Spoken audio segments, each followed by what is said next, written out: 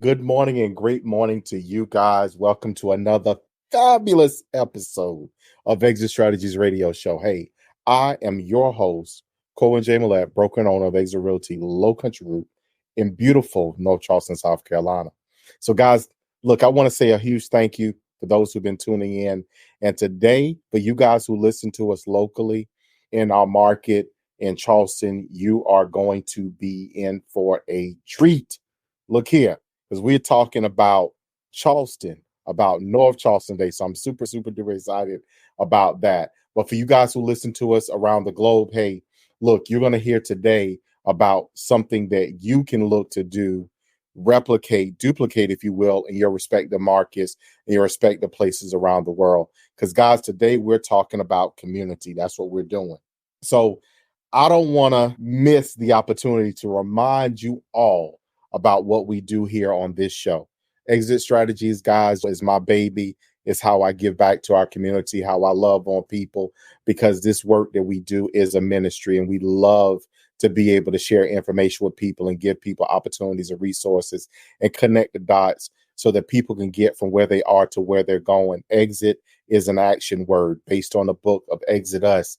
That means we're moving people, we're getting people from one place to another. So, guys, look, I want to say to you, buckle up and hold on tight, because our mission here at this show is very simple. That is to empower our community through financial literacy and real estate education, guys. I don't want to jumble that up. Financial literacy and real estate education, guys. We are legacy building. That is what we do. So, guys, today I got the community activist. I just love how she connects in her community, how everyone knows her, because she is an advocate. I mean, beating the streets, beating down doors to bring opportunities to her community, to her neighborhood. So I want to introduce to you guys Miss Latasha Giles with North Bridge Town. So, guys, we're going to talk about that today. But she's a board member, guys, with the Bridge North Charleston organization, based right here in beautiful North Charleston, South Carolina. Latasha, how are you doing today? Wonderful. Thank you so much, Corin, for that excellent introduction.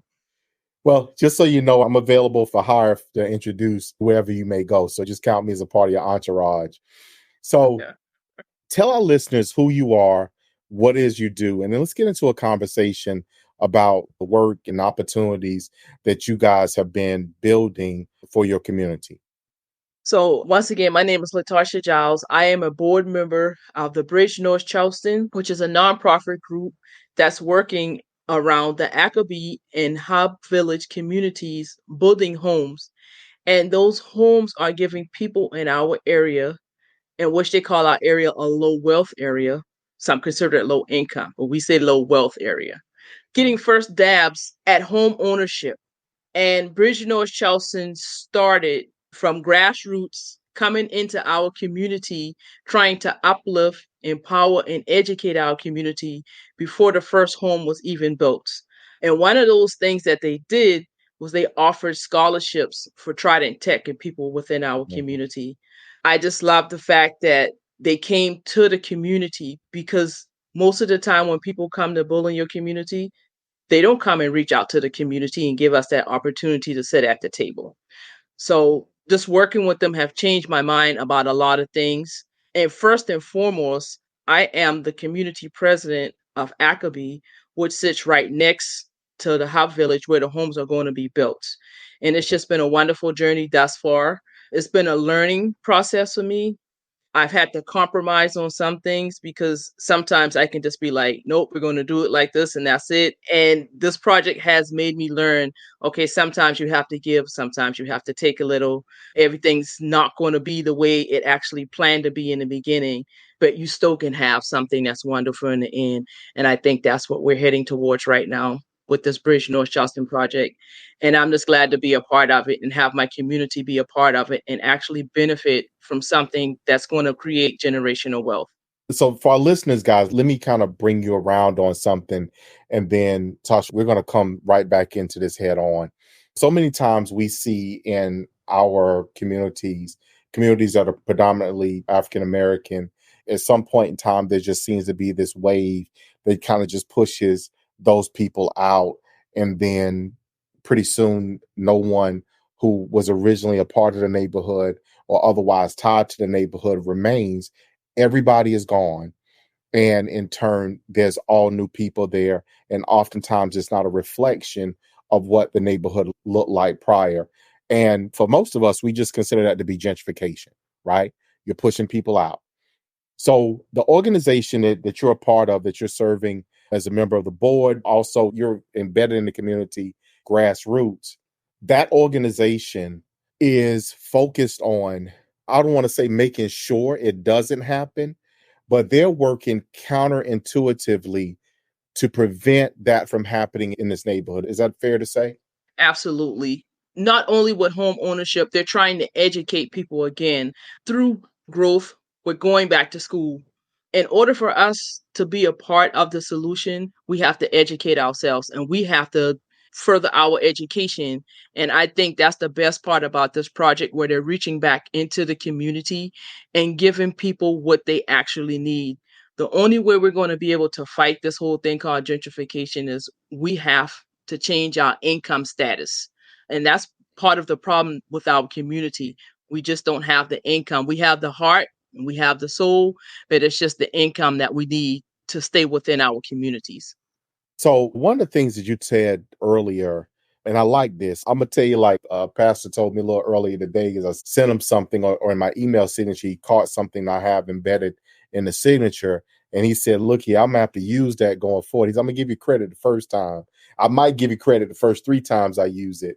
But you spoke about, because oftentimes when we look at affordable housing and all that kind of stuff, and that's what this project is for our listeners, but we're going to come back around and pick that up and carry it forward in a bit.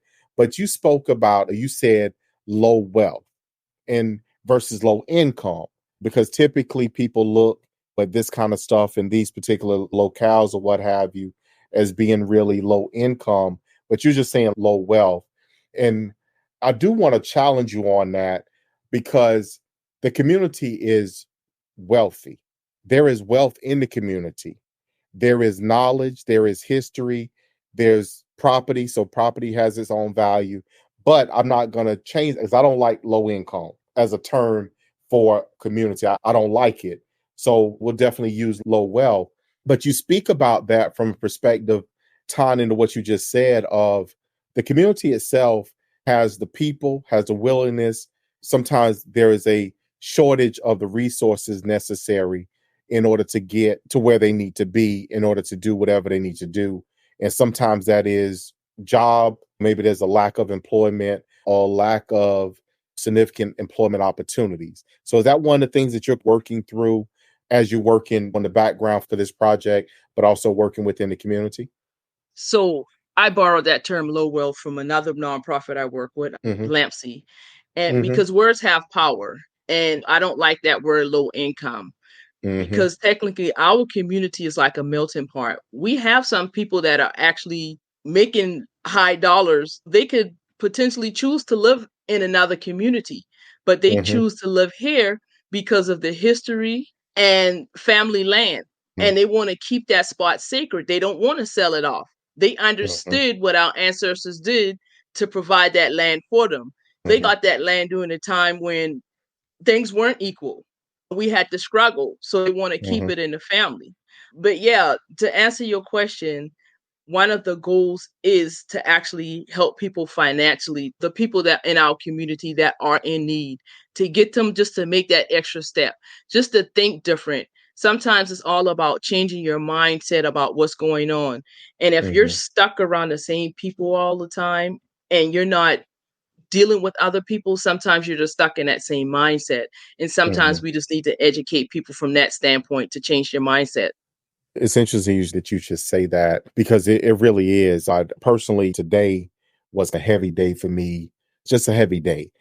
And, in those instances, you realize that so many people are plugged into you. If you think about it from the perspective of an outlet, a lot of givers have like extension cords and them block things to plug into us. And you got everybody plugging in and pulling power from you, pulling from you. And at some point in time, you just overheat or melt. from electrical standpoint, that causes a fire, so to speak. But short version, you burn yourself out, right? And who fixes you in that? Who pours into you? And it's always mindset, having people around you that are inspiring and empowering versus the alternative, which is they're just griping and complaining and giving all their grief to you. So now you're burdened down with their troubles as well as your own. So I definitely can see that. So you guys have started as an organization, you started the fundamentals and you're serving what I call the whole man, because people, oftentimes want to come in and dissect the person. They want to, okay, I'm going to come in and I'm going to teach you credit, or I'm going to come in and I'm going to teach you this skill. I'm going to do this, I'm going to do that, or I'm going to preach to you and I'm going to do this. But you're servicing the whole man. You're working to get them education. So scholarships, you guys have started with that. There's actually, as you guys are listening to this show, guys, there's farmers market this weekend that is designed to give back to the community. So those kind of things that go on service the person from here to their stomach. And guys, for who didn't see me, from your head to your stomach. And you got to also cover the man, which is why we get into the housing piece of it. But what do you want to see as a result from all this work that Bridge North Charleston is putting into the community? So the thing that I would like to see is just our people. And when I say our people, I mean Black people, because that's the majority of the makeup of my community. Mhm. Just utilize the resources that are out there that are being offered to us and make the most of it. I think that's the only issue that we have with some people within our community. It's just access to resources. And a lot of that we don't have. And this Bridge North Charleston is bringing everything together. It's like they're creating that bridge so we can cross that bridge and work together and bringing those resources to the community.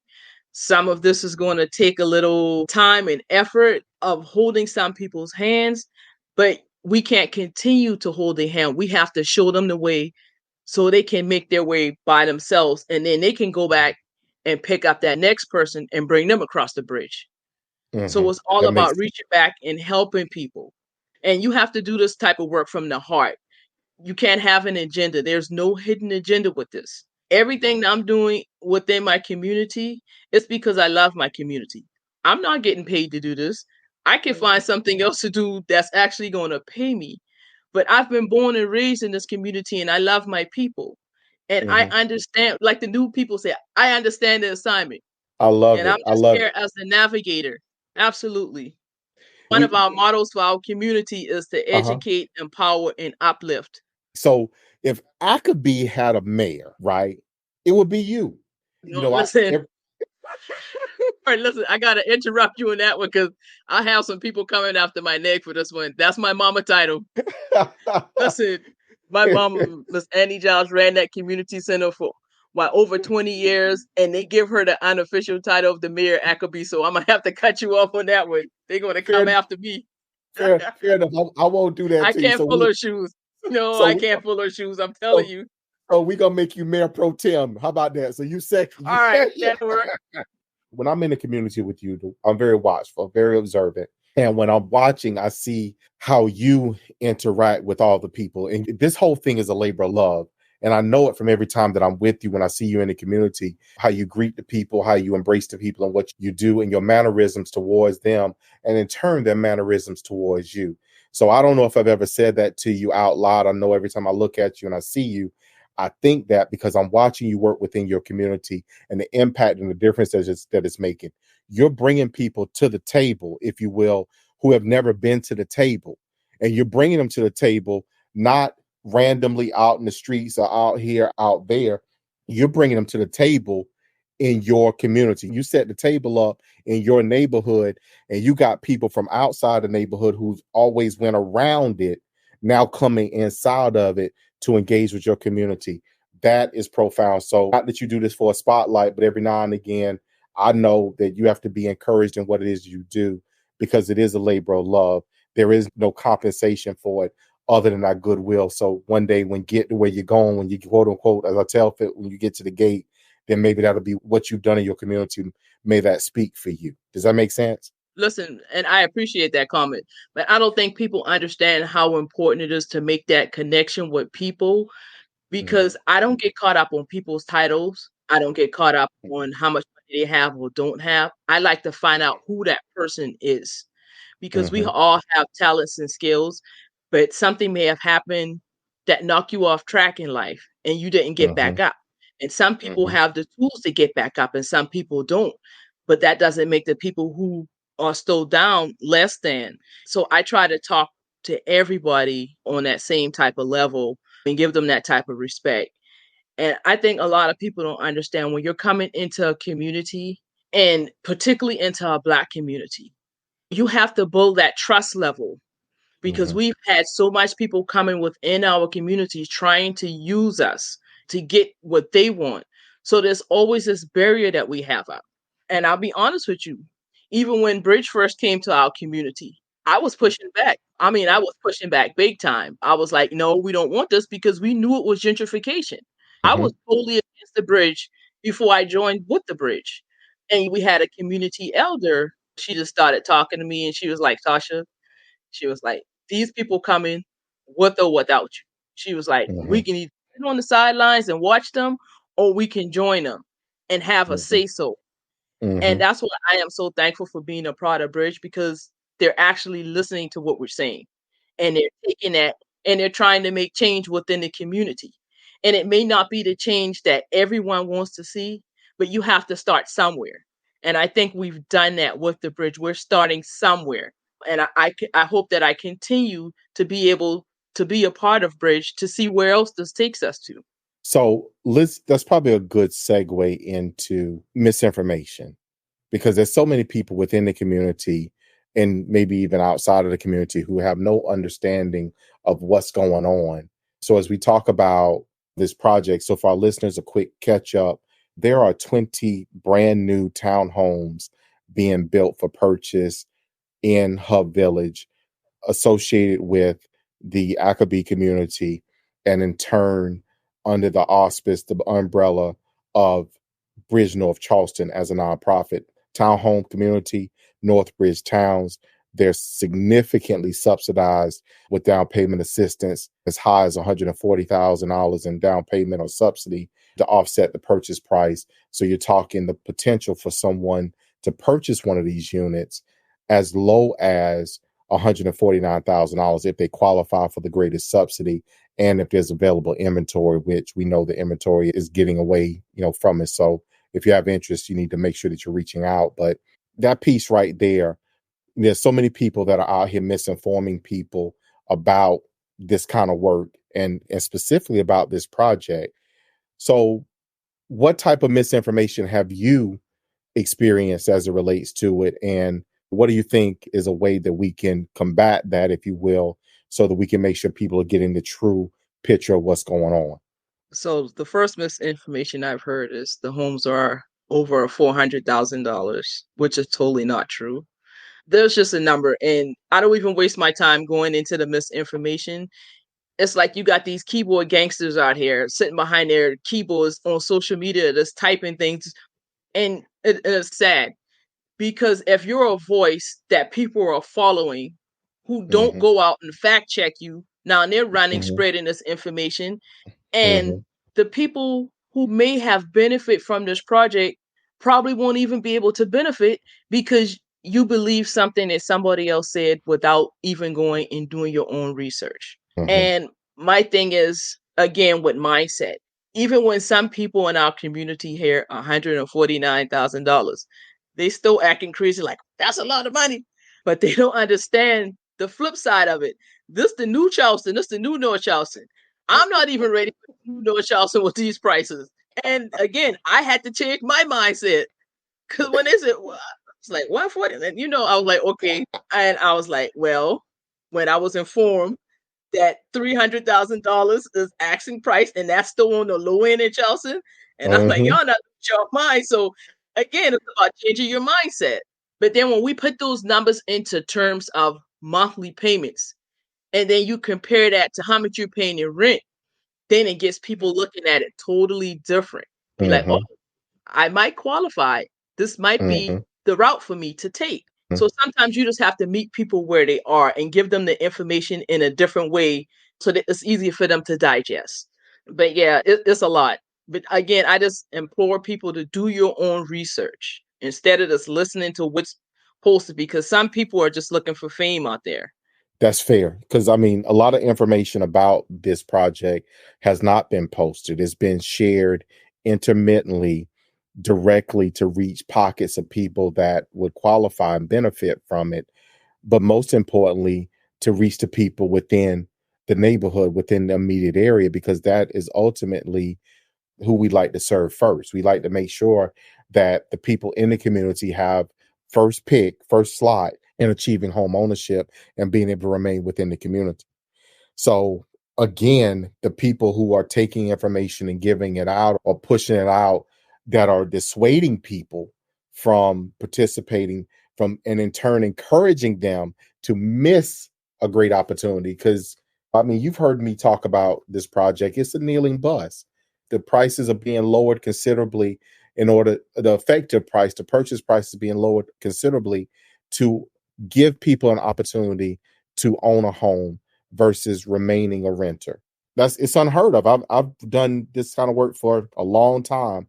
Never saw a project with this much money, with this much assistance to benefit this many people at one time. I've never seen it. So it's definitely a one-off, and it's a great opportunity for people to be able to remain within the community.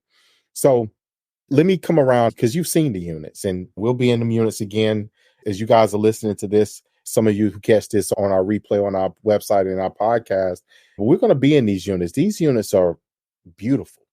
They nice. Am I right? The dryer and the washer comes already installed. And listen, Corn, you got to give the people a number. If you in Ackerby or Hot Village, please reach out so you can get your name on the list. We know Well, we can't please. accommodate everybody, but at least we're trying. And that's the goal. We're trying to get as much people from the area to turn from renters into home ownership. That is fair. So for our listeners, guys, this is something you want more information about this. You can contact our office, 843-619-3005. Again, 843-619-3005. You can reach us there. You can get us on our social media. Just say, hey, I want to know about those townhouses.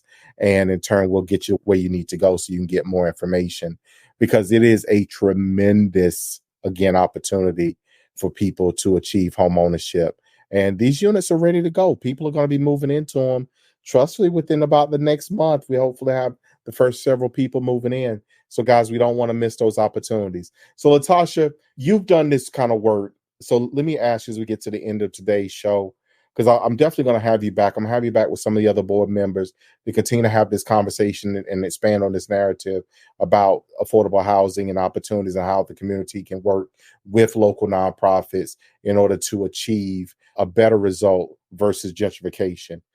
But if I could ask you, the thing that you have learned out of this process, and you may have already said or hinted to some of it, but the thing that you learned out of this process that you believe that anyone else in your situation, your level of community involvement that may get a seat at the table, that they should be aware of and bring to the table, what would that be? So what is it that you've learned that if you knew this a long time ago, you think you would have been further involved in this type of work a long time ago? The biggest thing for me is compromise, and not to compromise your integrity, because you still have to have integrity throughout this whole process. I'll tell you the one thing I worried about when I was first joining up forces, I didn't want to be the blackface on this project. And I distinctly told them that in the beginning. I'm like, I'm not being the token girl. Mm. We want what's right to come to our community. I'm not going to sit on here and be agreeing with everything. Something's going to be challenged. But yes, I learned how to compromise and just to get a better understanding of people outside of my community and working with people from different socioeconomic backgrounds, even people from different political parties who still want to help our community. Just trying to navigate that sometimes is sticky. I'd be like, I don't know. If we on this thing trying to do the right thing for the people, then sometimes you have to give it a chance. And it's all about taking a chance. And I'm telling you, I took a big chance because, at first, when I first joined up with this, there were people within the community who weren't in agreement. And I Mhm. had, at this point, I am not going as Ackerby's president. I am going as Latasha Giles, a resident of Ackleby, because Hmm. there's something I see here. And I Hmm. just don't want us to miss out on this opportunity. Because again, when developers come to the area, they don't come to our community reaching out, seeing if we want to be a part. And the developer that's associated with this project, she came. I gave her a hard time on many occasions, but she still came and she came back again and she came back again. So yeah, you have to stand firm sometimes, and sometimes you just have to be like, okay, just let your guard down and see what can happen with this. And that's something that I did. I just took a chance, and I don't take a whole lot of chances. I like to just be straight. I don't go off to the veer off to the left or right too much. I just like to stay straight. But I took a Uh-huh. big chance, and I'm glad that I took a chance this time. Well, look, so are we. It's been a pleasure working with you and engaging with you as you do what you do to serve the community, and we do what we do to work in and around it. So I really appreciate, your candor. You're very straightforward because you're there not for you, but as a representative for others. And if you will, you're one of the people that have a proverbial paintbrush or sketch pen that you're looking to paint or draw a better picture, a better outlook for the Academy and Hub Village area altogether. So again, thank you for what you do. Absolutely, you're welcome. So Latasha, thank you so much for being on the show with us today. I am looking forward to getting you back with a few other members of the board so we can delve a little bit deeper into this, because affordable housing, these kind of things are important to our communities. It's how we serve, how we give back, and how we create opportunities for others to build and create wealth. And this is a tremendous opportunity for people to be able to do so.